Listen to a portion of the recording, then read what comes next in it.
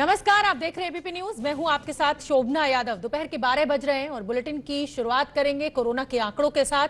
देश में कोरोना के मामलों में तेजी से बढ़ोतरी देखने को मिल रही है। पिछले 24 घंटे में कोरोना के 4000 से ज्यादा मामले सामने आए हैं और ये अब तक का सबसे बड़ा आंकड़ा जो पिछले 24 घंटों में आया है। ये स्थिति बेहद चिंताजनक है।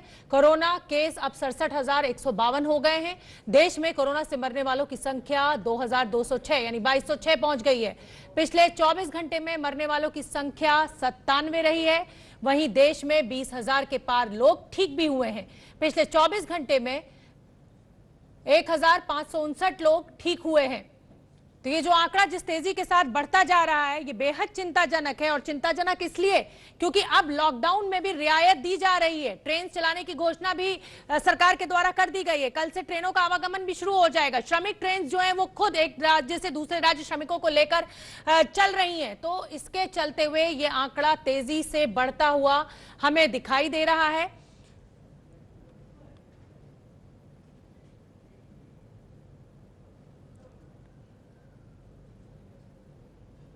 तो कैसे बढ़े ये मामले? 7 मई तक 3,561 केस, 8 मई 3,390 केस।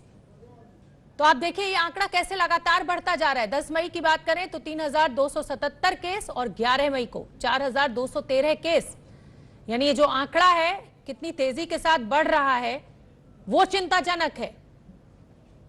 हमारे साथ नेशनल हेल्थ अथॉरिटी के डिप्टी सीईओ डॉक्टर विपुल अग्रवाल जुड़ रहे हैं। डॉक्टर विपुल अग्रवाल आयुष्मान भारत और पीएमजे योजना को लागू करवाने वाले प्रमुख लोगों में से एक हैं। डॉक्टर विपुल, बहुत बहुत स्वागत आपका एबीपी न्यूज पर। आपने हमारे लिए समय निकाला। मेरा पहला सवाल आपसे यही है कि अब क्योंकि लॉकडाउन में रियायत दी जा रही है और आंकड़े जो हैं वो भी लगातार तेजी से बढ़ रहे हैं, ऐसे में क्या तैयारी सरकार के द्वारा की जा रही है? 50 दिन में ऑलरेडी आपको अच्छा खासा समय मिला है तैयारियों के लिए। देखिए मैडम, जो कोरोना का संकट अभी पूरे विश्व को जिसने चैलेंज दिया हुआ है उसके लिए भारत सरकार की द्वारा एक बहुत सिस्टमेटिक और स्ट्रैटेजिक लेवल पे प्लानिंग चल रही है और 11 एम्पावर्ड ग्रुप्स की रचना हुई है और आरोग्य और परिवार कल्याण मंत्रालय उसके ऊपर नज़र रखे हुए है। जहाँ तक हमारे प्रोग्राम का सवाल है, मैं आयुष्मान भारत प्रधानमंत्री जन आरोग्य योजना जो कि विश्व की सबसे बड़ी public funded health insurance scheme है, उसके संचालन में डिप्टी सीईओ की भूमिका निभा रहा हूं। तो मैं अपने कार्यक्रम के बारे में बताना चाहूँगा कि जब ये कोरोना का दूसरी कंट्रीज़ में जैसे ही आवागमन हुआ उसके बाद जब लॉकडाउन की स्थिति हुई तो हम लोगों ने तैयारी एक बैकअप अरेंजमेंट रखने के लिए हमारे लगभग 20,000 से ज़्यादा उस समय एम्पैनल्ड हॉस्पिटल्स थे, जिसमें करीब 9,000 से ज़्यादा प्राइवेट हॉस्पिटल्स का नेटवर्क हमारे साथ जुड़ा हुआ है। तो इसको और स्ट्रेंथन करने के लिए और शक्तिशाली करने के लिए हम लोगों ने पिछले 1 महीने में करीब 1,006 नए हॉस्पिटल्स को इसमें एम्पैनल किया है। और हॉस्पिटल एम्पैनलमेंट की पूरी प्रक्रिया को बहुत सरल बनाया गया है, जिससे कि अभी फिलहाल अगर देखें तो ज़्यादातर राज्यों में जो सरकारी तंत्र है, सरकारी हॉस्पिटल्स हैं, वो कोरोना के लिए तैयार हुए हैं और प्राइवेट हॉस्पिटल्स को भी तैयार किया जा रहा है। हम लोगों ने एक बैकअप अरेंजमेंट की तरह से करीब जितने अपने साथ जुड़े हुए हॉस्पिटल्स हैं उनको हम लोगों ने एम्पैनल करके और हमारी नई पैकेजेस हम लोगों ने कोविड-19 की ट्रीटमेंट के लिए डिक्लेयर की हैं। हम लोग पहले से ही कोविड रिलेटेड इलनेस जो थी, सीवियर एक्यूट रेस्पिरेटरी इलनेस सारी और इन्फ्लुएंजा लाइक इलनेस ILI, इसकी ट्रीटमेंट हम अलग अलग पैकेजेस में दे रहे थे। तो उसके साथ हम लोगों ने कोविड स्पेशल पैकेजेस की भी घोषणा की और साथ में हमने जो ट्रीटमेंट हो रही है कोविड की, उस ट्रीटमेंट को जो ICMR एम्पैनल्ड लेबोरेटरीज हैं उनके सब लेबोरेटरीज के साथ हमारे एम्पैनल्ड हॉस्पिटल फ्री ट्रीटमेंट करा पाएं, उसकी भी व्यवस्था हमने की है। इसके साथ साथ हम लोगों ने हमारे राज्यों के जो हमारे साथ राज्य जुड़े हुए हैं उन सभी राज्यों को हम लोगों ने फ्लेक्सिबिलिटी दी है कि इन पैकेजेस का उपयोग अपनी परिस्थितियों के अनुकूल वो अपनी तरह से कर सकते हैं। हमारी तरफ से सरकार का जो प्रयास है उसमें मदद और उसको और संगठित करने के लिए, शक्तिशाली करने के लिए हम लोगों ने पहले से तैयारी शुरू की हुई है। मैं आपसे ये जानना चाहूंगी, लगभग जो मेरे पास आंकड़ा मौजूद है जी डॉक्टर विपुल, जो आंकड़ा मेरे पास मौजूद है उसमें लगभग 12 करोड़ 45 लाख लोगों को आपने कार्ड्स दिए हुए हैं आयुष्मान भारत के, रजिस्टर्ड आपके पास वो नागरिक हैं। क्या आपकी जो तैयारी है, आप सरकारी अस्पताल और प्राइवेट अस्पतालों का जिक्र कर रहे हैं, मैं अगर मिनिमम नंबर भी मान के चलूं 1 लाख, तो क्या इतने बिस्तर, इतने बेड्स, इतने हॉस्पिटल्स की तैयारी आपके पास है पुख्ता रूप से? ये तो मैं बहुत छोटा आंकड़ा कह रही हूं। देखिए, हमारे जो हॉस्पिटल्स हैं, अगर सब प्राइवेट, हमने अभी तक हमारे जो लाभार्थी हैं करीब 10 करोड़ 74 लाख परिवार हमारे लाभार्थी में आते हैं। तो जो हमारी जो बॉटम 40% पॉपुलेशन है इंडिया की, करीब 50 करोड़ से ज़्यादा, वो हमारे प्रोग्राम में कवर्ड है, जिसमें से 12 करोड़ 46 लाख ई कार्ड्स हमने इशू किए हैं। और इस कोविड-19 की ट्रीटमेंट को और इसकी तैयारी को हम लोगों ने स्ट्रॉन्ग बनाने के लिए, शक्तिशाली बनाने के लिए हमारी तरफ से हॉस्पिटल्स को, जब उन्होंने हमारे से मदद चाहिए उसके लिए हम लोगों ने हॉस्पिटल्स को गाइडेंस भी दी है। और जैसे जैसे समय निकल रहा है, हमको नई नई प्रोटोकॉल्स भी सरकार और आईसीएमआर और हमारे साइंटिस्ट की तरफ से मिल रही है, और हम उसके अनुरूप हम अपने आप को तैयार करते जा रहे हैं। डॉक्टर विपुल, आपकी तैयारी बहुत पुख्ता है। फर्स्ट टाइम फेस बिल्कुल डॉक्टर विपुल, आपकी तैयारी बहुत पुख्ता है, लेकिन मेरा सवाल इसी से जुड़ा हुआ है कि जो कार्ड्स आपने बांटे हुए हैं वो गांव-गांव, यानी जो लोग गरीबी रेखा के नीचे हैं, ये वो परिवार हैं। ऐसे में गांव में अस्पताल, जिले में अस्पताल, कोविड अस्पताल कुल मिलाकर पूरे जिले में 1 या 2 आपने आइडेंटिफाई किए हैं, 12 साढ़े 12 करोड़ कार्ड्स हैं। कैसे आप हैंडल कर पाएंगे अगर ये मामले अचानक तेजी से बढ़ेंगे? तो गांव के अस्पताल भी क्या कोविड की बीमारी से जूझने के लिए आपने तैयार किए हैं?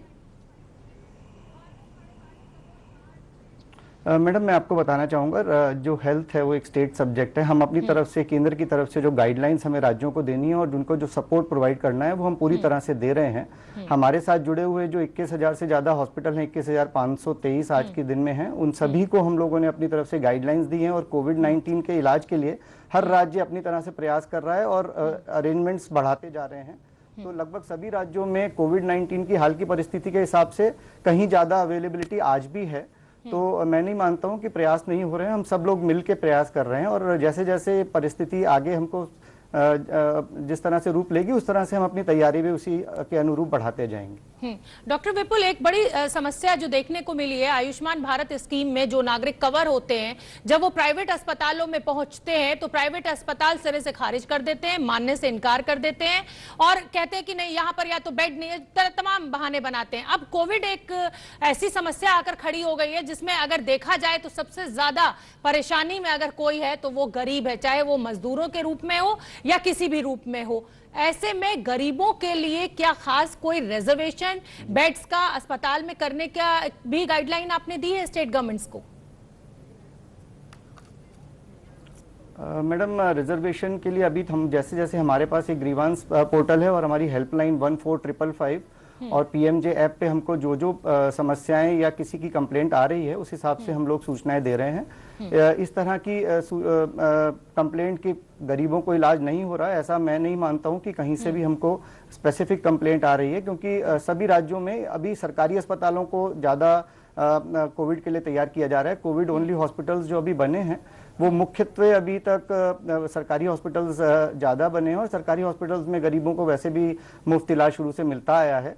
हम लोग एक बैकअप अरेंजमेंट की तरह अपने को तैयार करके रखे हुए हैं। जैसे भी प्राइवेट सेक्टर के योगदान की जरूरत पड़ेगी तो पीएमजे पैनल जो 9,000 से ज़्यादा अस्पताल हैं वो इसके लिए पूरी तरह से तैयार हैं। और मैं आश्वासन देता हूं कि जैसे जैसे हम लोगों को इस तरह की कोई भी समस्या मिलेगी, हम उसका उसी के हिसाब से तैयारी और राज्यों को सूचनाएं जारी करेंगे। बिल्कुल, बहुत बड़ी जानकारी डॉक्टर विपुल एबीपी न्यूज पर इस समय दे रहे हैं कि लगभग 9,000 से ज्यादा प्राइवेट अस्पताल हैं जो कि इम्पैनल्ड हैं आयुष्मान भारत योजना के तहत, तो आप उसमें भी उपचार करा सकते हैं। डॉक्टर विपुल, मैं आपसे ये भी जानना चाहूंगी कि टेस्टिंग एक बहुत बड़ी समस्या है, सरकारी अस्पतालों में ये फ्री हो रही है, लेकिन अगर बाहर से कोई मरीज करा रहा है तो 4,500 रुपए लग रहे हैं। ऐसे में इस स्कीम के तहत क्या गरीब अगर बाहर से टेस्ट कराता है तो वो उसका पैसा उसको मिलेगा या उसका वो टेस्ट फ्री होगा? यस मैडम, इसमें मैं सबको ये जानकारी देना चाहता हूं कि जैसे ही ये कोरोना का महामारी का संकट हमारे सामने आया, हमने कोविड की टेस्टिंग और ट्रीटमेंट की पैकेज डिक्लेयर की। इसमें जो टेस्टिंग है, हम लोगों ने शुरुआत में राज्यों को ऐसा निर्देश दिया था कि जो हमारे एम्पैनल्ड हॉस्पिटल हैं वो जो आईसीएमआर की एम्पैनल्ड लेबोरेटरीज हैं उसमें कहीं भी अपने पेशेंट को भेज सकते हैं और जो रीइंबर्समेंट होगी वो पूरी ट्रीटमेंट और टेस्टिंग फ्री होगी और रीइंबर्समेंट हम हॉस्पिटल्स को देंगे। लेकिन अभी हाल ही में हमने एक और ऑफिस मेमोरेंडम, एक सूचना हम लोगों ने अभी जारी की है। उसके हिसाब से हमने राज्यों को ये भी छूट दी है कि अगर कोई हॉस्पिटल कोई लेबोरेटरी को डायरेक्टली एम्पैनल करना हो तो वो लोग लैब्स को, आईसीएमआर एम्पैनल लैब्स को डायरेक्टली एम्पैनल कर सकते हैं। अभी तक हम हॉस्पिटल्स की एम्पैनलमेंट पे जोर दे रहे थे, लेकिन अभी हम लैब्स को भी डायरेक्टली, और किसी को केवल टेस्टिंग करानी हो तो आईसीएमआर एम्पैनल लैब में जो हमारे एम्पैनल हॉस्पिटल से रेफरल लेके और जा सकते हैं, और वहां पर उनकी जो पूरी टेस्टिंग होगी वो हम लोग लैब्स को रीइंबर्स कर देंगे। तो चलिए, बड़ी जानकारी और गरीबों के लिए ये बहुत अच्छी और बड़ी जानकारी डॉक्टर विपुल हमें इस समय एबीपी न्यूज पर दे रहे हैं कि जो इम्पैनल्ड अस्पताल है वो डायरेक्ट रेफर कर सकते हैं जो प्राइवेट लैब्स हैं। डॉक्टर विपुल, मैं आपसे अब ये भी जानना चाहूंगी कि क्योंकि मामले अब लगातार बढ़ रहे हैं, कल में 4200 से ज्यादा मामले सामने आ गए हैं, जो अभी तक का सबसे बड़ा आंकड़ा है। प्रिवेंटिव मेजर्स लेते हुए क्या गाइडलाइंस आपने जारी किए ताकि आपका जो हेल्थ स्टाफ है, आपके जो हेल्थ वर्कर्स हैं, वो कम से कम इसकी चपेट में आए? मैडम, मैं आपको फिर से बताना चाहूँगा कि हम लोगों का जो मैंडेट है आयुष्मान प्रधानमंत्री जन औषधि योजना का, ABPMJ, हम लोग हॉस्पिटल एम्पैनलमेंट और कैशलेस रीइंबर्समेंट और इंश्योरेंस के क्षेत्र में हैं। हमको जैसे जैसे केंद्र सरकार और मिनिस्ट्री ऑफ हेल्थ और फैमिली वेलफेयर से कोई भी मैंडेट मिल रहा है, हम उस हिसाब से काम कर रहे हैं। तो जो प्लानिंग है लार्जर उसमें हम लोग उस प्लानिंग में और उसमें सीधी तरह से जुड़े नहीं हुए, तो प्रिवेंटिव केयर और जो पूरी स्ट्रैटेजी है वो ABPMJ के द्वारा निर्धारित नहीं हो रही है। तो उसके लिए सरकार के पास एम्पावर्ड ग्रुप्स और ministry of health and family welfare के जो सूचना मिल रही है, उनकी तरफ से जो दिशा निर्देश जारी हो रहे हैं, उस हिसाब से काम हो रहा है। तो इसमें ABPMJ का कोई सक्रिय भूमिका इस समय नहीं है।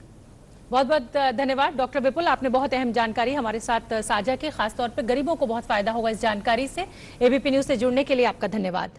तो फिलहाल यहाँ रुकेंगे एक बहुत छोटे से ब्रेक के लिए। अपना बहुत ध्यान रखिए, फौरन लौट रहे हैं, लॉकडाउन का ईमानदारी से पालन कीजिए।